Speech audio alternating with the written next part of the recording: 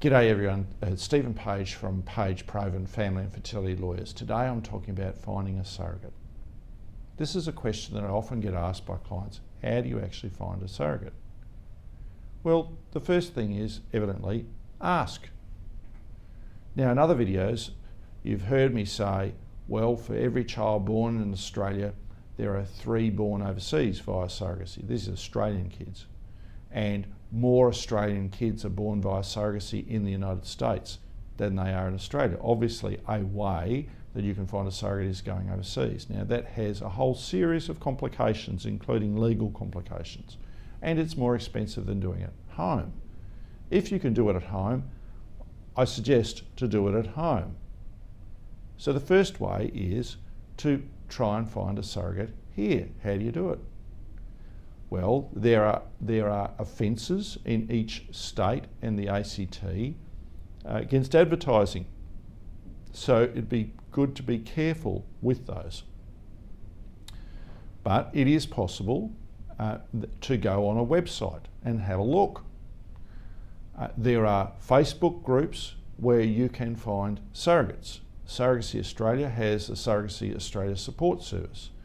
This is a not-for-profit matching service to match you and surrogate.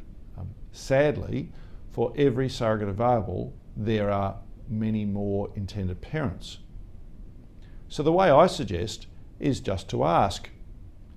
A friend of mine who's been a fertility counsellor for, I believe, over 30 years, Miranda Montrone in Sydney, has said, well, it's like a ripple in a pond.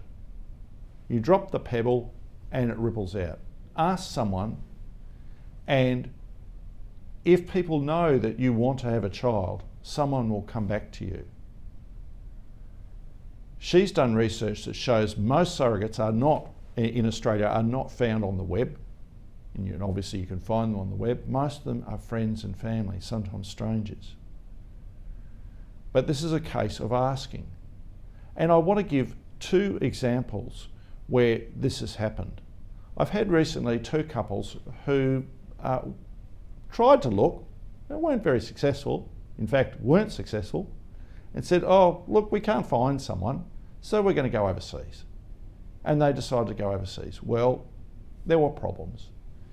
In one case, the surrogate said, see you later, much as I'd like to sign the contract and help you become parents, I've decided to get married. And my life's taken a different direction. As a result, I'm not going to be a surrogate. So you can imagine the Australian couple were pretty upset and devastated about that. And so they told friends. And next thing you know, the woman came forward and said, hello, I'd like to be your surrogate. So this is the very ripple effect that Miranda was talking about. Drop the pebble, oh my God, all this drama that we've been through, and then as a result of which someone comes forward. And the second case was even more amazing.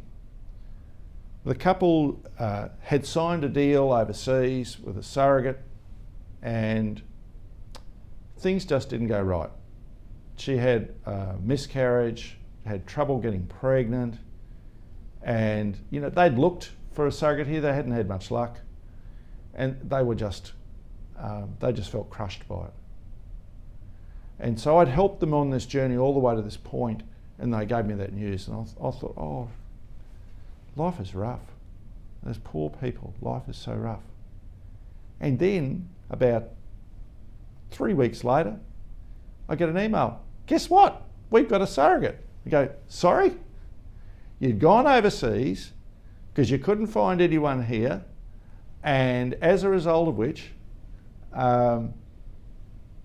you went through this journey, you got to this really rough point, and then you couldn't, and then someone's come out of the blue. Yes. How did that happen? Well, let me tell you about the difference between men and women. One of the differences between men and women is, well, men generally don't have much hair. In my case, less than many people. When I go and get my hair cut, it's quick in and out. Women, on the other hand, often spend considerably longer at the hairdresser and chat to the hairdresser. And women often get other beauty treatment. In this case, and some men do, but generally not much. But women do. And as a result, this client of mine was going to get her nails done. And she's talking to the beautician and telling her all the pain that she'd been through. At which point the beautician said to her, "I'll be your surrogate." This is how it happened. It came straight out of the blue. "I will be your surrogate." And they started to chat and bond. And this is how my clients found their surrogate. Completely unexpected. You may think it can never happen here. I can tell you it can and has happened. So ask. It's not normally as quick as that. Normally, I would suggest it would take a couple of years. But go and talk to your clinic. Go and ask people in your community. If you're a member of the rainbow community like I am, ask people in your community. Obviously, if you're a gay guy and you mention it to other gay couples, they may know someone, a lesbian friend, for example, who can be your surrogate. This happens in unexpected ways, and if you're able to do it here, then you will save yourself an extraordinary journey overseas by doing it locally. Good luck. Thank you.